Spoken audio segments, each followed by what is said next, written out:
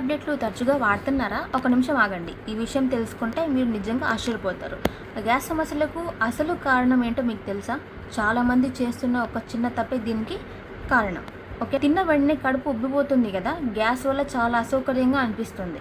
So ఈ వీడియోలో చివరి వరకు చూడండి. చాలామందికి గ్యాస్ సమస్యను చిన్న విషయంగా తీసుకుంటూ ఉంటారు, కానీ అతి పెద్ద సమస్య ఆరోగ్య సమస్యకు సంకేతం కూడా కావచ్చు. మనకి ఇది ఎందుకు వస్తుంది, దీన్ని నివారించుకోవాలంటే మనం ఎలాంటి ఆహార అలవాట్లు పాటించాలి అనే విషయం గురించి ఈరోజు మనం డిస్కస్ చేద్దాము. అసలు గ్యాస్ సమస్య అంటే ఏంటి? మనం తిన్న ఆహారం జీర్ణమయ్యే క్రమంలో కడుపులో గాలి చేరడాన్ని గ్యాస్ సమస్య అంటారు. దీనికి వైద్య పరిభాషలో అజీర్ణం అంటే ఇండైజెషన్ లేదంటే గ్యాస్ట్రిక్ అని కూడా పిలుస్తారనమాట. ఆహారం సరిగ్గా అరక్కపోతే మనకి కడుపు లోపల ఆమ్లాలు ప్రభావం పెరుగుతాయి. అదేవిధంగా ప్రేగుల్లో గాలి నిలిచిపోవడాన్ని మనం గ్యాస్ అని అంటాం అనమాట. సో అదేవిధంగా దీనికి ఒక ప్రధాన లక్షణాలు ఏంటంటే కడుపులో మంట.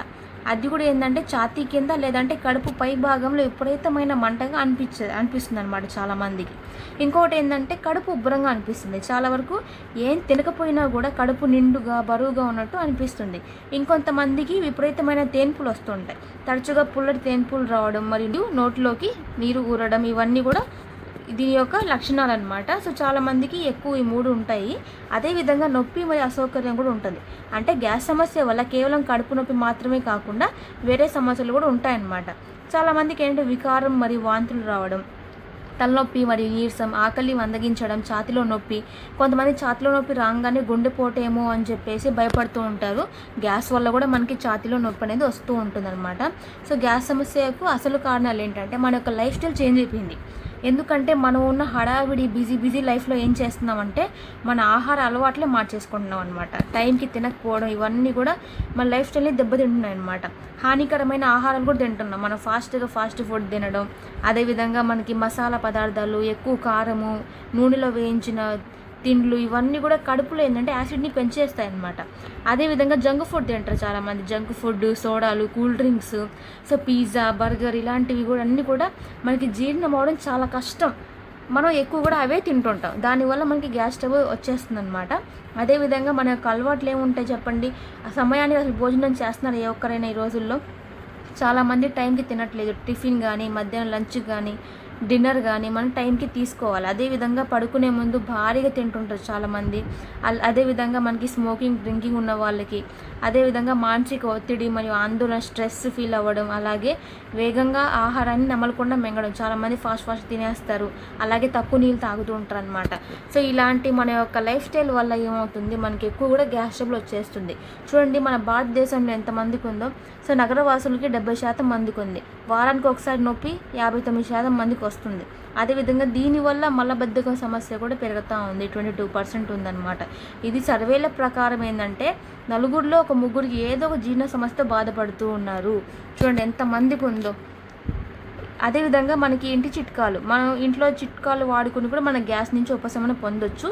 వాము మరియు జీలకర్ర ద్వారా కూడా మనం దీన్ని తగ్గించుకోవచ్చు అనమాట. దీనివల్ల ఏంటంటే గోరువెచ్చని నీటిలో కొంచెం వాము లేదంటే జీలకర్ర వేసుకొని మనం తాగితే గ్యాస్ నుంచి మనకి త్వరగా తగ్గుతుందన్నమాట. అల్లం రసం లేదంటే అల్లం టీ జీర్ణక్రియను వేగవంతం చేస్తుంది కాబట్టి మరియు మంటను కూడా తగ్గిస్తుంది అనమాట. అల్లం రసం కానీ అల్లం టీ కానీ మనం తాగొచ్చు. అదేవిధంగా గోరువెచ్చటి నీళ్ళు ఖచ్చితంగా తాగాలి. ఓకేనా? ఉదయాన్నే పరగడుపున గోరువెచ్చటి నీళ్ళు కానీ మనం తాగామంటే మన పేగులన్నీ కూడా శుభ్రపడతాయి. ఓకేనా? అదేవిధంగా మంచి ఆహార అలవాట్లను మనం మార్చుకోవాలి. మనం ఎక్కువగా కూడా పెరుగు, మజ్జిగ మనం తీసుకోవాలి. ఎందుకంటే వీటిలో ప్రోబయోటిక్స్ ఈ జీర్ణశక్తిని పెంచుతాయి కాబట్టి. అదేవిధంగా పీచు పదార్థాలు ఉంటాయన్నమాట. అంటే పండ్లు, ఆకుకూరలు మలబద్ధకాన్ని ఇవన్నీ కూడా నివారిస్తుంటాయి. అరటిపండు ఇది సహజ సిద్ధమైన యాంటీ యాసిడ్లా పనిచేస్తుంది కాబట్టి అరటిపండు ఖచ్చితంగా మీ ఫుడ్లో పెట్టుకోండి అనమాట. అదేవిధంగా చిన్న మొత్తాల్లో ఎక్కువసార్లు తినండి. ఓకేనా? అది కూడా ఒకేసారి ఎక్కువ మనం తినకూడదు. సో అందుకని చిన్న మోతాదులో తీసుకోండి. ముఖ్యంగా ఏంటంటే మనం నీళ్ళు తాగాలి. ఖచ్చితంగా చాలామంది నీళ్ళు తాగరు, బిజీగా ఉండి నీళ్ళు తాగరు. ఖచ్చితంగా 3 లీటర్ నుంచి 4 లీటర్ వరకు ప్రతి ఒక్క మనిషి ప్రాబ్లం ఉన్నా లేకపోయినా ఖచ్చితంగా రోజుకి 3-4 లీటర్ ఖచ్చితంగా నీళ్ళు తాగాలి. ఎందుకంటే మనకి డీటాక్స్ చేస్తుంది అనమాట. మనకి బాడీలో వేస్టేజ్ని బయటికి తీసేస్తుంది అనమాట. నీళ్ళు సరిగ్గా తాగకపోతే మనకి ఆహారం సరిగ్గా జీర్ణం అవ్వదు, గ్యాస్ అనేది తయారవుతుంది. ఓకేనా. సో ఈ మన నీరు శరీరంలో వ్యర్థాలను బయటకు పంపిస్తుంది, అలాగే కడుపులో ఆమ్లాలను తటస్థీకరిస్తుంది. కాబట్టి ఖచ్చితంగా నీళ్ళు తాగండి. అదేవిధంగా మనం గ్యాస్ ట్రబుల్ తగ్గించుకోవాలనుకున్న వాళ్ళు మరియు యోగా ద్వారా కూడా మనం గ్యాస్ ట్రబుల్ని తగ్గించేసుకోవచ్చు అనమాట. ఇది వచ్చేసి మనకి పవన ముక్తాసనం అనమాట. ఈ ఆసనం గ్యాస్ను బయటకు పంపించడానికి ఎంతో మేలు చేస్తుంది. సో భోజనం తర్వాత 15 నిమిషాలు ఖచ్చితంగా నడవండి. చాలామంది మనం ఆహారం తినంగానే పడుకుంటారు అనమాట బెడ్ మీద. సో అలా పడుకోకుండా 15 నిమిషాలు ఖచ్చితంగా నడక అనేది చేయండి.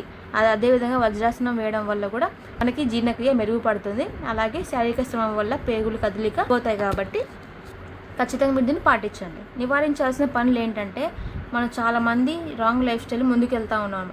చాలామంది అంటే తప్పుడు అలవాట్లు చేస్తూ ఉంటారు. అంటే భోజనం చేయగానే పడుకోవడం, ఇందాక చెప్పినట్టుగా.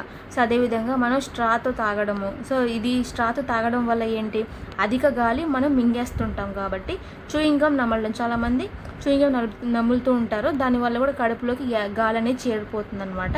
ఎక్కువగా టీలు కాఫీలు తాగుతూ ఉంటారు. సో పొట్ట లోపలి పొర అనేది దెబ్బతింటుంది అనమాట దీనివల్ల. కాబట్టి ఎక్కువ టీలు కాఫీలు తక్కువ చేయండి, మానేసేయండి వీలైతే. అదేవిధంగా వైద్యుడిని ఎప్పుడు సంప్రదించాలంటే, సాధారణ చిట్కాలు నాకు చెప్పాను కదా నేను, ఆ చిట్కాలతో కానీ తగ్గకపోతే మన నొప్పి ఏదైతే విపరీతమైన వాంతులు, మలంలో రక్తం కనిపిస్తే ఏ మాత్రం ఆలస్యం చేయకుండా నిపుణుడి దగ్గరికి మీరు ఖచ్చితంగా వెళ్ళండి. అంటే డాక్టర్ దగ్గరికి వెళ్ళి మీరు కలవండి. ఓకేనా. సో ఇవన్నీ కూడా మీకు ఎక్కువ అయిపోయి మీకు తగ్గకపోతే ఖచ్చితంగా డాక్టర్ని కన్సల్ట్ అవ్వండి. మీకు దీనికి సంబంధించి ఏమైనా డౌట్స్ ఉంటే నాకు కామెంట్ బాక్స్లో తెలియచేయండి. అదేవిధంగా ఎవరైతే జీవితకాలం మందులు వాడకూడదు, గ్యాస్ ట్రబుల్ మనం పూర్తిగా తగ్గించుకోవాలనుకున్న వాళ్ళకి ఒక చిన్న సీక్రెట్ సప్లిమెంట్ అనేది ఉంది. సో దాని గురించి తెలుసుకోవాలనుకుంటే వెంటనే నాకు కాంటాక్ట్ అవ్వండి. Thank you.